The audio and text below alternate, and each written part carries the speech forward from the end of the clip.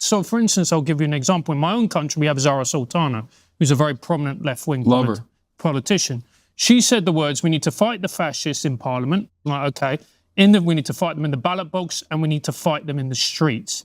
Now, the problem is, if you ask most people what fascism is, I don't think they would be able to give you a clear, coherent explanation or an analysis of the political ideology. Well, let's be honest. By fascist, she means people like Reform who are not fascist. They are a centre-right party. They're not fascist. So I don't know if I would agree with that. Right, but the point. Well, hold on a second. You think Reform Party is? I think fascist? Reform Party, as it stands currently, is a nascent fascist parliamentary group that hasn't reached its full potential yet. Could you define in the same way that fascism in this instance? In the same way that I would say the modern Republican Party is or was throughout most of its history a liberal party, a far right but liberal party nonetheless, and it is becoming an illiberal or post-liberal party that is moving in the direction of fascism. Fascism is what's the best definition for it? Paleogenetic ultranationalism, a in-group, out-group dynamic that is constantly seeking to destroy the out-group and dominate the out-group, even if the out-group is actually a part of civilized society, and surrounding itself with this like mythologized understanding of this national or ethnic or religious mythology of the higher group.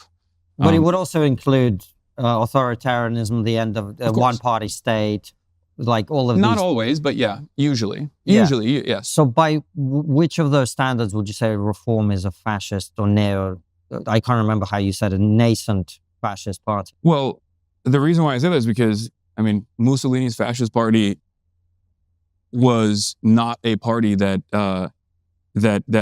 Mussolini's fascist party was an active fascist party within the parliament before it became the centralized form of governance. But they said we are fascists, right? I know, but that was because the word fascism was just being invented at that point, and therefore it was still packaged as like a revolutionary, new, illiberal way. Okay, they didn't come into power. We now live in the post-World War II universe where like you can't say that you're fascist. So you think that if Nigel Farage, which is currently there leading the polls, you think that if he is elected, eventually he will suspend democracy, he will start pogroms against Muslims, using the state, he will, have a one-party state. You think that's what this is heading? Bearing in mind that the chairman of Reform Party, Sia Yusuf, is a Muslim.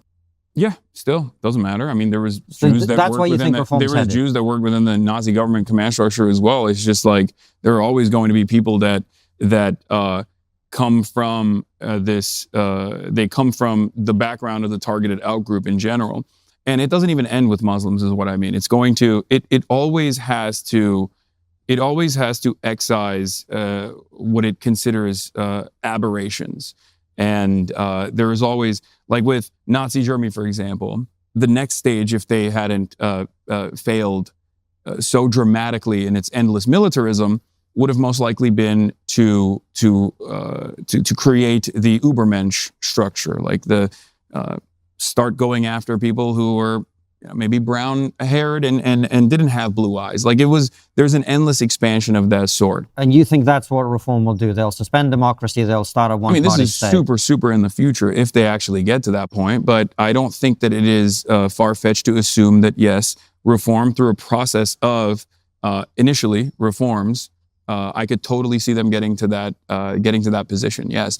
What's your basis for saying that, though? It's entirely dependent on how material conditions unwind. If it gets to a point where there's tremendous economic stability, then instead of solving those issues in the same way that the American movement, the Trump movement, is not solving these issues, they will continue to be a force of political repression.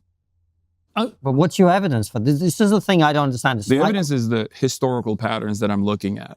The historical patterns of why fascism has been implemented in the past. And now, like I said, we live in a post-fascist world. We live in a nuclear world. The dynamic is different, okay? So the fascism will not come as a third way, as an outsider any longer. I think Instead, you will see far-right elements within liberal society, within the parliamentary structure, move in that direction. But my worry with this is, and this is why I'm not trying to like debate bro you or anything. I'm genuinely engaging with what you're saying. I hope you feel that, right? Yeah. The issue I have in the context of the discussion we're having about Charlie Kirk is you've got a situation where people, you are calling reform fascists. I know some people in reform, they're not fascists. They don't believe in a one-party state. They don't want to end democracy, right? We've had Nigel Farage on our show.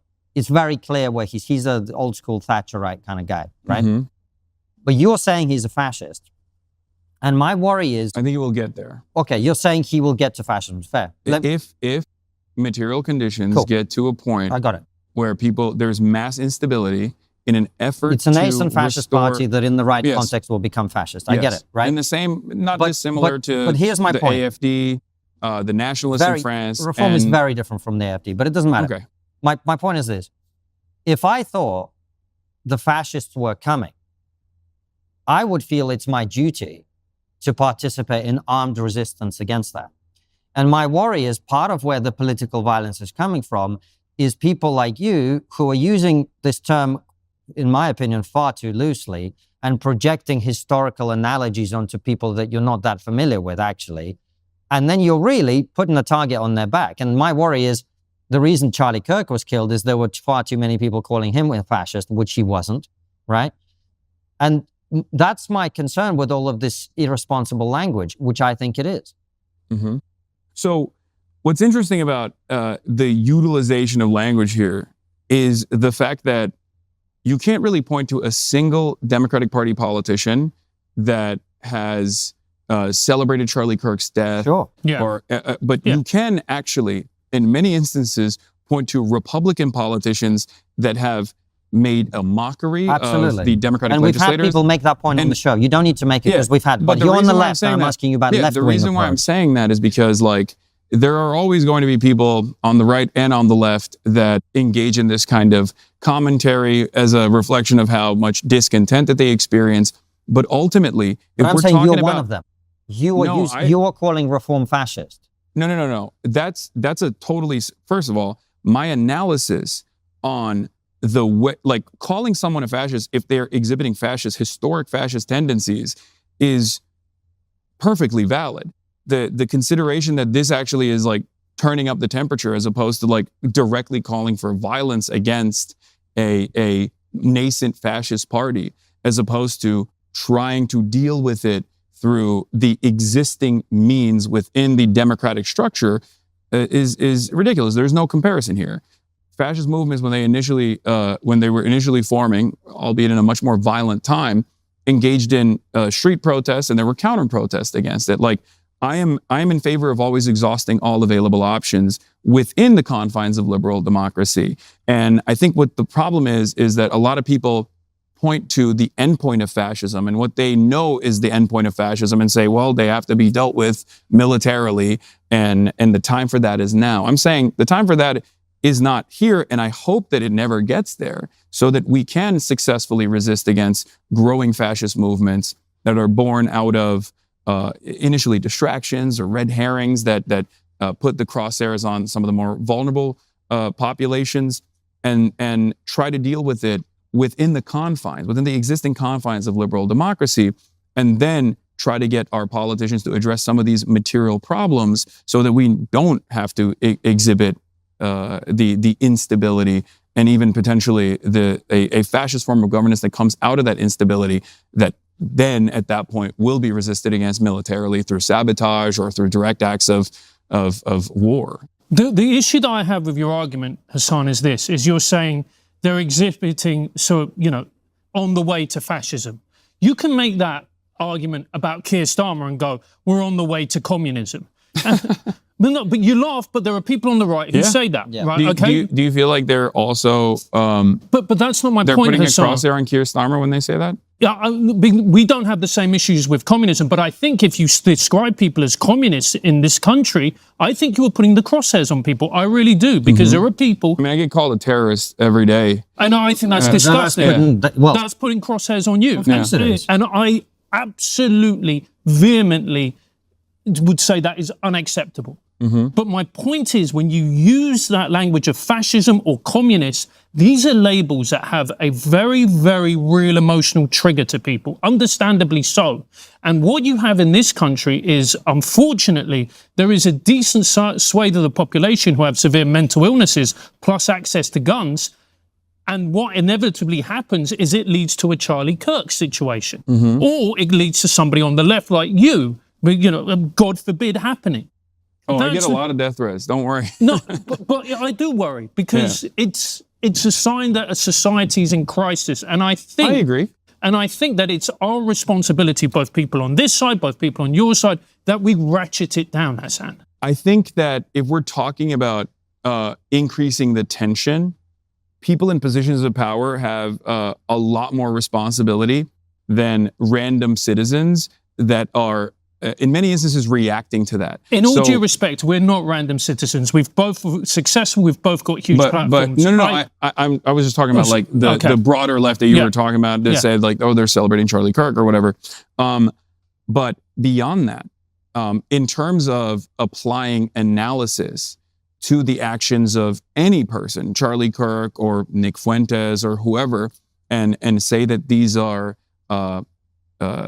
people who are implementing a lot of bigoted tendencies, a lot of racist opinions, and moving the American political direction towards fascist governance.